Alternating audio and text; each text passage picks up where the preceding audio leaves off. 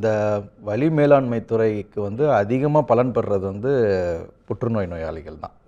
ஏன்னு பார்த்தீங்கன்னா, நீங்கள் சொன்ன மாதிரி பார்த்தீங்கன்னா, புற்றுநோயில் வந்து அவங்க நோயாளி பக்கத்துலேருந்து பார்த்தீங்கன்னா வலி தான். நீங்கள் அதுக்கு என்ன ட்ரீட்மெண்ட் வேணாலும் மருத்துவர்கள் கொடுக்கட்டும். பார்த்தீங்கன்னா, இது சர்ஜரி, ஆன்கோ சர்ஜரிம்போம், கீமோதெரப்பி, ரேடியேஷன் அதெல்லாம் வந்து நம்ம பிளான் பண்ணி ஒரு புற்றுநோயாளிக்கு வந்து நம்ம கொடுக்குறது ட்ரீட்மெண்ட். ஆனால் நோயாளி சைடு, பேஷண்ட் சைட்லேருந்து பார்த்தீங்கன்னா வலி தான். எனக்கு வலியை சரி பண்ணிவிடுங்க, நீங்கள் எனக்கு என்ன வேணாலும் சர்ஜரி பண்ணுங்கள், என்ன வேணாலும் எனக்கு கேன்சர் க்யூர் பண்ணுங்கள், ஆனால் எனக்கு முதல்ல அந்த வலியை போக்குங்கன்னு தான் முதல்ல வந்து சொல்லுவாங்க.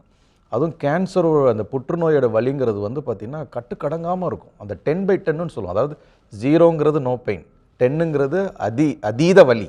இப்படி தான் கேட்போம் நோயாளிகள்கிட்ட, வலி எவ்வளோ இருக்கும் அப்படின்னு சொல்லிட்டு. இந்த தேய்மானம் அது மாதிரியான வலிகள்லாம் 5, 6 அது மாதிரி இருக்கும். ஆனால் புற்றுநோய்க்கான வலி அவங்க சொல்கிறது 10க்கு 10 சொல்லுவாங்க. அதாவது அதீத வலி. அதாவது ஏதாவது எனக்கு மருந்து கொடுத்துருங்க, நான் எனக்கு வந்து அந்த எண்ட் ஆஃப் லைஃப் கேருக்கு என்னை கொண்டு போயிடுங்க, அது மாதிரிலாம் கேள்விகள்லாம் பேஷண்ட் சைட்லேருந்து வரும். அப்படிங்கும்போது அவங்க சைட்லேருந்து அவங்க கேட்குறது வந்து வலி நிவாரணம் மட்டும்தான். வலி மேலாண்மை துறையில் இதே தான், அதே அந்த பெயின் சிக்னல்ஸை கண்ட்ரோல் பண்ணுற அதே மெத்தடு தான் இதுக்கு நல்லாவே பொருந்தும்.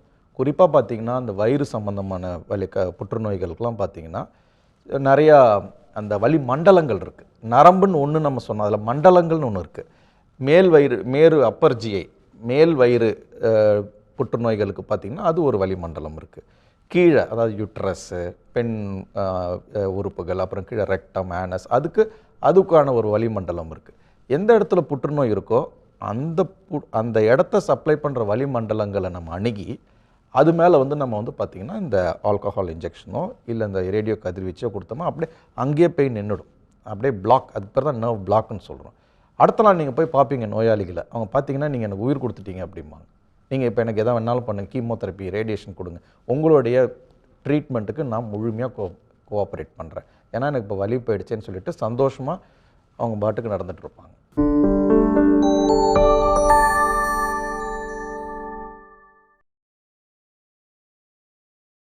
நல்ல கேள்வி. இதில் பார்த்தீங்கன்னு வச்சுக்கோங்களேன், ஆரம்பிக்கிறது ஒரு இடத்துல இருக்கும். இப்போ பார்த்தீங்கன்னா குடலில் புற்றுநோய் உருவாகும். ஆனால் பார்த்தீங்கன்னா அது அடுத்தடுத்த ஸ்டேஜுக்கு போய் எலும்புகளுக்கு பரவி இருக்கலாம், இந்த கை எலும்புக்கு, இடுப்பு எலும்புக்கு பரவி இருக்கலாம். ஆனால் வலிங்கிறது பார்த்தீங்கன்னா எங்கே இடத்துல ஆரம்பிக்குதோ அங்கே வலி இருக்காது, அது எங்கே ஸ்ப்ரெட் ஆகிருக்கோ அங்கே வலி வரும்.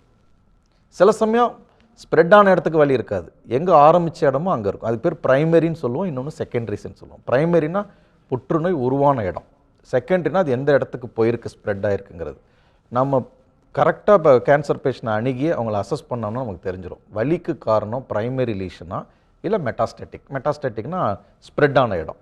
எங்கேருந்து வலி வருதோ நம்ம அந்த நரம்புகளை அணுகி அதை ட்ரீட் பண்ணோம்னா உங்களுக்கு சரியாயிடும். எல்லா இடத்துலேருந்தும் வலி வருதுன்னு சொன்னோம்னா அதுக்கான பாசிபிலிட்டிஸ் கம்மி.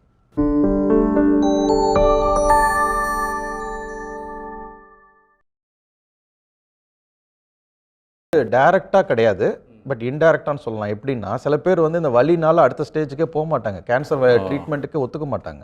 குறிப்பாக பார்த்தீங்கன்னா கீமோதெரப்பி எடுத்துக்கிட்டிங்கன்னா அந்த கேன்சர் செல்களை கொல்கிற மருந்துகள் மெடிக்கல் ஆன்காலஜிஸ்ட்லாம் கொடுப்பாங்க. அதுவே பார்த்தீங்கன்னா நரம்புகளில் பாதித்து வலி வரும். அந்த கேன்சர் செல்களை கொல்கிற மருந்துகள் வலியை உண்டாக்கும்.